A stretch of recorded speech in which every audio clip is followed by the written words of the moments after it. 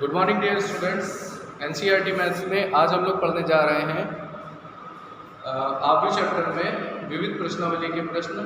तो आइए हम लोग देखते हैं प्रश्न नंबर 5 जो कि आपको बोर्ड पर दिया गया है। आप सभी स्टूडेंट ध्यान से समझिएगा।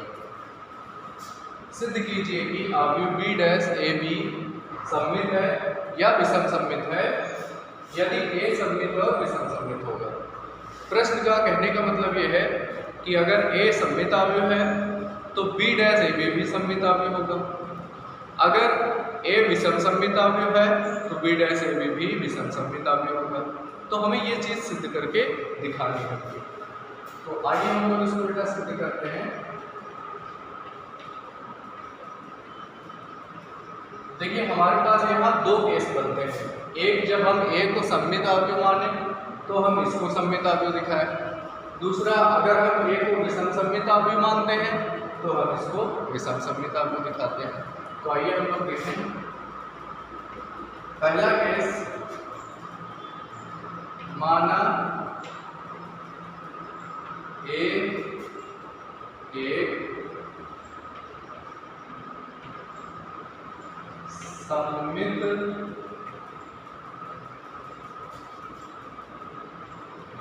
अवयव है। माना हमने ये क्या है, एक सममित अवयव। तो जब ये सममित अवयव है तो ए डैश का मान ए के बराबर होगा। इसको हम समीकरण 1 मान लेते हैं। अब हमें ये दिखाना है कि ये जो बी डैश ए बी है ये सममित है कि विषम सममित है। तो आप जानते होंगे बेटा सममित अवयव में जो उसका परिवर्त होता है वो अवयव के बराबर होता है और विषम सममित में परिवर्त जो होता है वो उसके माइनस ए के बराबर होता है। तो ये है सममित और विषम सममित के लिए कंडीशन। तो आइए हम लोग देखते हैं। अब हम लोग यहाँ पर ले लेंगे बी डैश ए बी। इसको हमें सममित दिखाना है तो इसका हम डैश परिवर्त निकालेंगे। परिवर्त निकालने के लिए सबसे पहले आप बी डैश को ऐसे रखेंगे, ए बी को आप एक अवयव मान लें और इसके पूरे ऊपर परिवर्त लगा देंगे। अब बारी आती है कि इसको हम किस तरह से ओपन करते हैं। तो आपको पता होगा कि जब दो अवयव जुड़े हुए हों तो इस पे परिवर्त लगाने के लिए जब सबसे पहले दूसरे अवयव पर परिवर्त लगाया जाता है उसके बाद पहले अवयव पर। तो इससे आपको मिलेगा ए बी का होल डैश और यहाँ से बी डैश के ऊपर होल डैश। अब देखिए इसमें भी वही नियम लगाएंगे आप। सबसे पहले बी डैश उसके बाद ए डैश और यहाँ देखिए बी डैश के ऊपर डैश लगा है तो जब डबल बार परिवर्त लिया जाता है तो बी आ जाता है। अब देखिए आपने ए डैश बराबर ए माना है क्योंकि ये सममित अवयव है। तो हम यहाँ पर लिख देंगे बी डैश, ए डैश की जगह पर ए और यहाँ पर आप बी लिख लीजिएगा। और इस तरफ हमारे पास है बी डैश ए बी का होल डैश। तो बेटा यहाँ से हमें मालूम चला कि इससे हमें ये शो करता है कि बी डैश ए बी एक सममित अवयव है। बी डैश ए बी एक सममित अवयव है। ये हमें यहाँ से मिलता है। ओके बेटा। तो अब आप लोग इसका दूसरा भाग देखिए। दूसरा भाग देखिए बेटा क्या है। अब हम लोग ये मान लेते हैं माना ए एक विषम सममित अवयव है। अब हम लोग ये मान लेते हैं कि ए क्या है, एक विषम सममित अवयव है। अब हमने ये माना कि ए क्या है, एक विषम सममित अवयव है। तो ऐसे में ए डैश का मान जो होगा वो माइनस ए के बराबर होगा। इसको हम समीकरण नंबर 2 मान लेंगे। अब आप लोगों को दिखाना है बी डैश ए बी। तो आप लोग यहाँ से शुरुआत करेंगे। बी डैश ए बी का होल डैश सबसे पहले ऐसे लिख लीजिए बी डैश ए बी और इसके ऊपर होल डैश। अब आप बेटा यहाँ पर देखिए इसको हम कैसे लिख सकते हैं। सबसे पहले आप ए बी के ऊपर डैश लगाते हैं, उसके बाद बी के ऊपर डैश और इसके ऊपर डैश लगाते हैं। फिर आप इसको और ओपन करेंगे। इसको आप कैसे ओपन करेंगे, देखिए यहाँ बी डैश होगा, यहाँ ए डैश होगा। इसके ऊपर जब डबल डैश लगाएंगे आप तो यहाँ से आपको बी मिल जाएगा। इसके बाद देखिए ए डैश क्या है, माइनस ए के बराबर है क्योंकि ये विषम सममित है, तो हम ए डैश की जगह पर माइनस ए रखेंगे तो ये आ जाएगा बी डैश ए बी। और यहाँ पर हमारे पास क्या है, बी डैश ए बी का होल डैश। तो इससे आपको क्या मालूम चलता है, अतः बी डैश ए बी एक, इससे हमें मालूम चलता है कि बी डैश ए बी क्या है, एक विषम सममित आव्यूह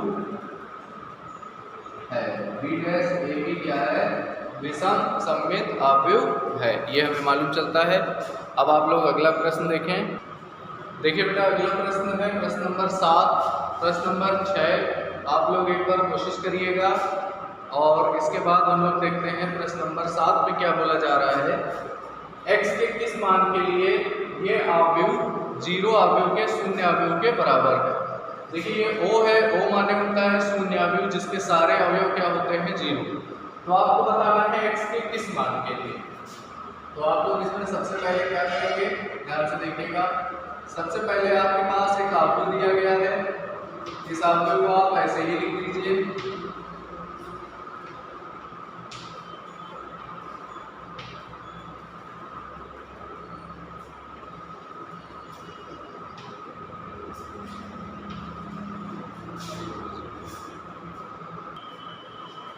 तो आप लोग देखिए इसमें क्या करना है आपको, इसमें सबसे पहले आपने आव्यूह लिया। अब आपको क्या करना होगा, इसका क्रम देखिए, इसका क्रम है एक पंक्ति है और 3 स्तंभ है, यानी 1 क्रॉस 3।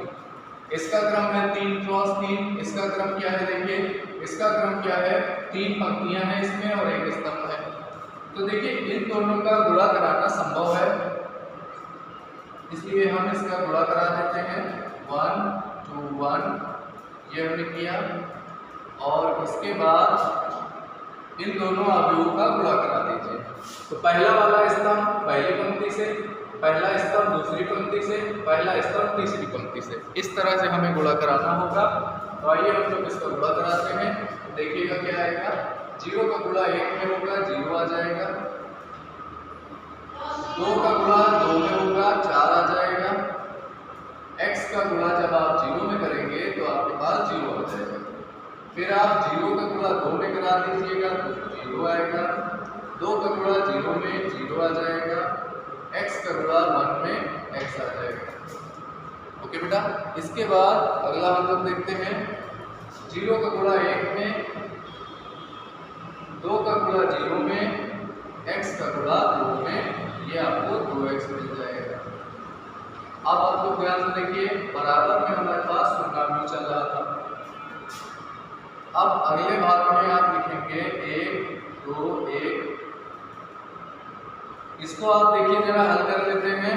यहाँ से आया 4, यहाँ से आया x, यहाँ से आया 2x और इस तरफ आपके पास शून्यावयव चल रहा था।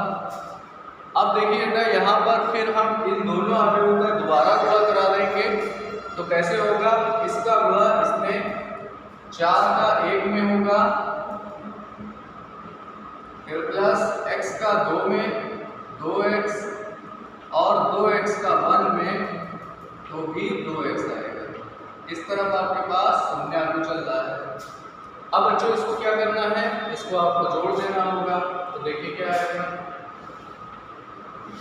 अब इसको आप जब जोड़ेंगे तो यहाँ से 4 प्लस 4x ये आएगा आपके पास और बराबर में आपके पास आ रहा है शून्यावयव। और शून्यावयव को आप चाहें तो इस तरह से भी लिख सकते हैं शून्यावयव को। अब आप जब दोनों तरफ तुलना कर देंगे तो 4 + 4x का मान आ गया 0 के बराबर, 4 को उधर में गया तो आपको मिल जाएगा आंसर -4/4, यानी कि आपके पास आया x बराबर -1 और यही हमारा क्या होगा, इस प्रश्न का आंसर हो जाएगा।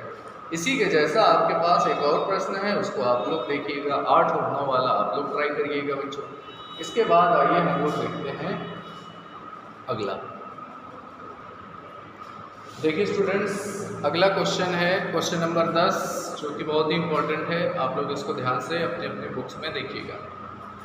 एक निर्माता 3 प्रकार की वस्तुएं X, Y और Z का उत्पादन करता है, जिनका वह 2 बाजारों में विक्रय करता है, यानी 2 बाजारों में बेचा जाता है। वस्तुओं की वार्षिक बिक्री की नीचे सूचित किया गया है, वार्षिक बिक्री को नीचे सूचित करके दिखाया गया है। देखिए क्या है। देखिए स्टूडेंट्स, इस तरह की कुछ हमें सूची किताबें दी गई है। यहाँ बाजार 1 और यहाँ बाजार 2 है। उत्पादन में X, Y और Z 3 प्रकार की वस्तुएं हैं। अब 10,000, 2,000, 18,000 ये पहली मार्केट में उत्पादन करके बेचा जाता है। 6,000, 20,000 और 8,000 ये दूसरी मार्केट में उत्पादन करके बेचा जाता है। अब आपसे प्रश्न पूछा है, यदि X, Y, Z की प्रत्येक इकाई का विक्रय मूल्य 2.5 रुपये, 1.5 रुपये और 1 रुपये है, तो प्रत्येक बाजार में कुल आय आव्यूह बीजगणित की सहायता से ज्ञात कीजिए। दूसरे भाग में है, यदि उपर्युक्त तीनों वस्तुओं की प्रत्येक इकाई की लागत क्रमशः 2 रुपये, 1 रुपये और 50 पैसे है, तो कुल लाभ भी बताइए। तो आइए हम लोग पहले इसको देखें और हल करने की कोशिश करें। देखिए स्टूडेंट्स, इसको हम कैसे हल करेंगे। देखिए, माना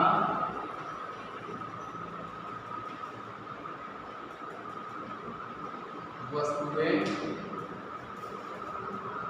X, Y व Z की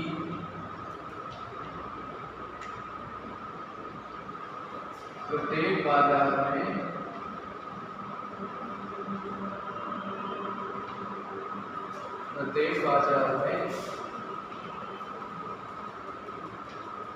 विक्रय को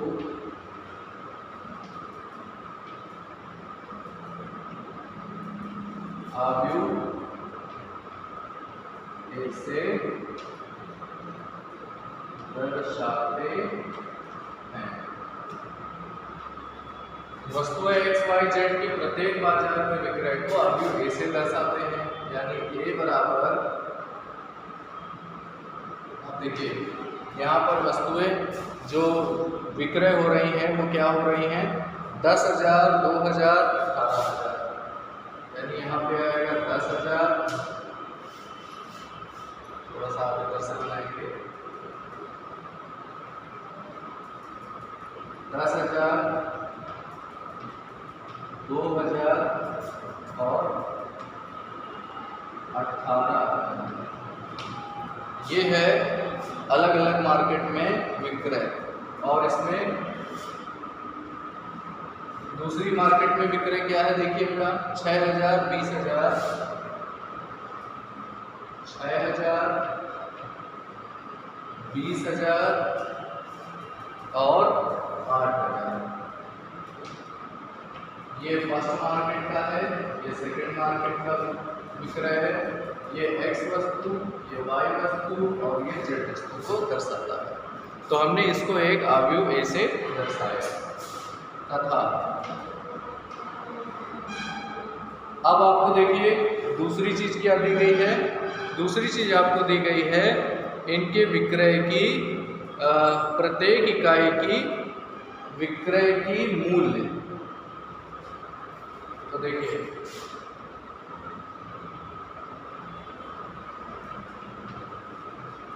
प्रत्येक इकाई के विक्रय के मूल्य को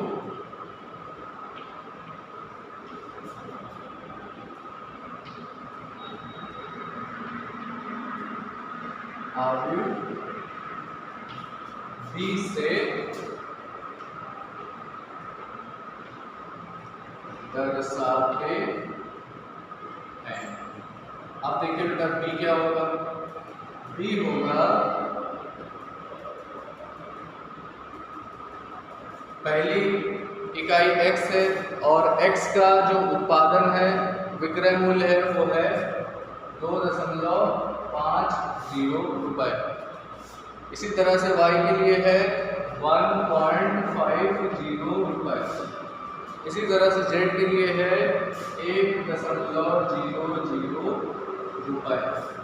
ये बेटा आपको x y z के रुपए दिए गए हैं। ये x का मूल्य है, ये y का मूल्य है और ये z का मूल्य है, आपको प्रश्न में दिया गया।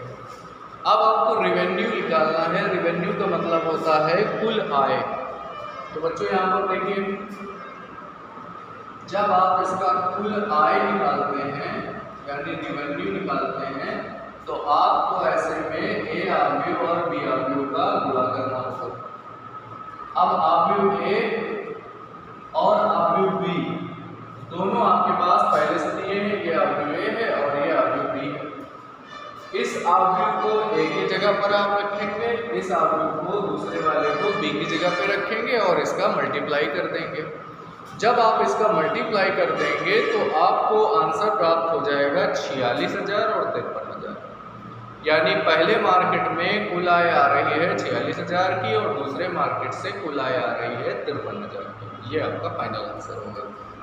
इसका एक भाग और भी है बेटा, अगर प्रत्येक इकाई, तीनों वस्तुओं के प्रत्येक इकाई की लागत दी हो 2 रुपए, 1 रुपए और 50 पैसे, तो कुल लाभ बताइए। तो बेटा यहाँ पर जो आपको प्रत्येक इकाई की लागत दी गई है, इस अवयव को आप अवयव सी मान लेंगे।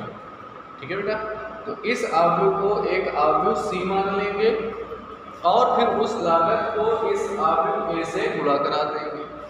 तो अब जब आप गुणा करा देंगे तो आपको मालूम चल जाएगा कि कुल लागत कितनी आ रही है और इससे आपको मालूम चलेगा कि कुल आय कितनी हो रही है।